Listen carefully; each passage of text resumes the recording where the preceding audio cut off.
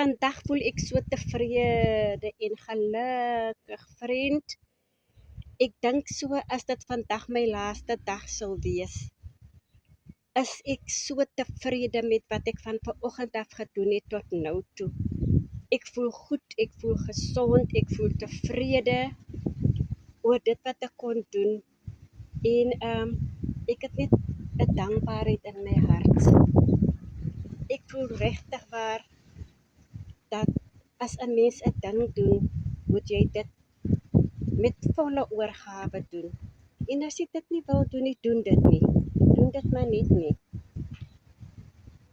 Maar vandag het ek baie goed opgestaan en ek voel goed tot hierdie oomblik toe.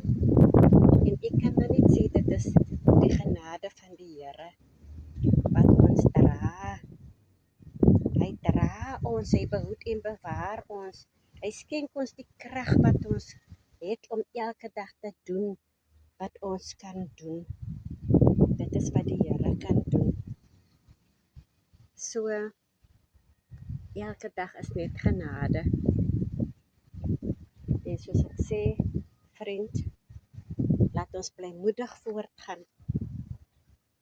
En laat ons net die lewe met positiwiteit aanpak. Pragtig. Wie kan nie gelukkig wees as jy sulke wonderlike voorregte het nie? Om in die tuin te wees, om te plant, om te groei, om in die groenigheid rond te loop en om te deel met ander mense. Dit is soms goed om buitekant toe te gaan. Die huis en mure kan jou vasdruk.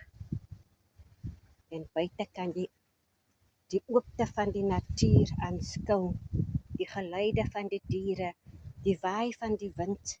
Op hierdie oomblik waai die wind en die mooiheid rondom jou. Maar vriend, ons kuier weer 'n volgende keer.